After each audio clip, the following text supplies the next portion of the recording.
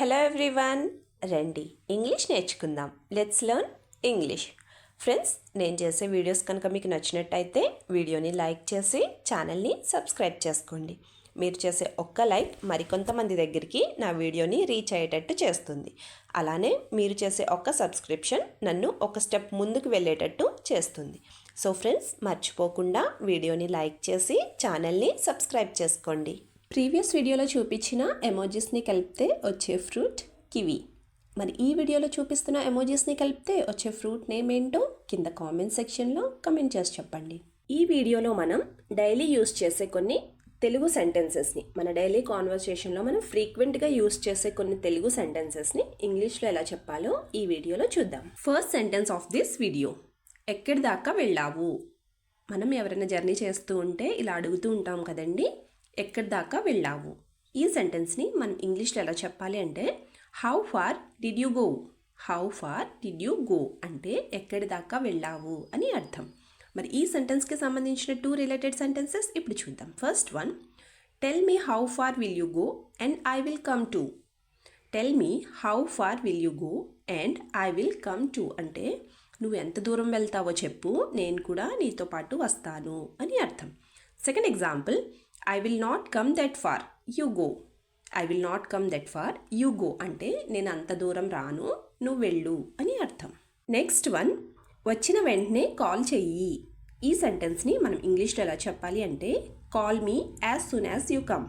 Call me as soon as you come అంటే వచ్చిన వెంటనే కాల్ చెయ్యి అని అర్థం. మరి ఈ సెంటెన్స్కి సంబంధించిన రిలేటెడ్ సెంటెన్సెస్ ఇప్పుడు చూద్దాం. First one: call me as soon as you arrive and I will come down. Call me as soon as you arrive and I will come down అంటే నువ్వు వచ్చిన వెంటనే కాల్ చెయ్యి, నేను కిందకు వస్తాను అని అర్థం. Second example: you don't need to wait much so call me.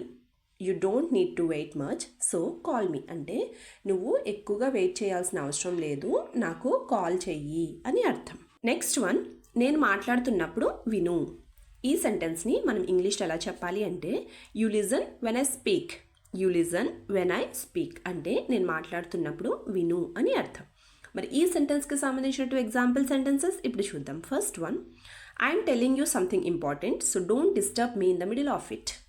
I'm telling you something important so don't disturb me in the middle of it అంటే నేను నీకు చాలా ముఖ్యమైన విషయం చెప్తున్నాను, నువ్వు మధ్యలో డిస్టర్బ్ చేయొద్దు అని అర్థం.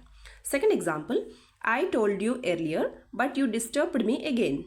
I told you earlier but you disturbed me again అంటే నేను నీకు ముందే చెప్పాను, నువ్వు నన్ను మళ్ళీ మధ్యలో డిస్టర్బ్ చేశావు అని అర్థం. నెక్స్ట్ వన్: సగం సగం పనులు చెయ్యకు.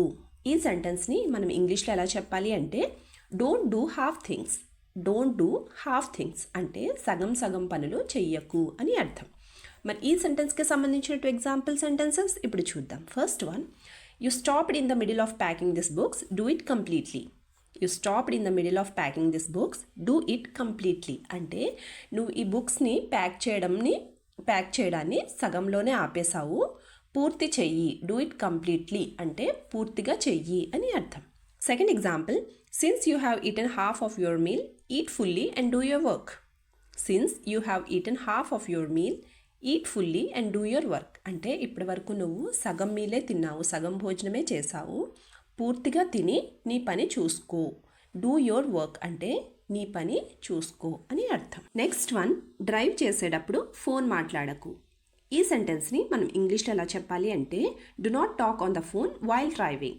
Do not talk on the phone while driving అంటే డ్రైవ్ చేసేటప్పుడు ఫోన్ మాట్లాడకు అని అర్థం.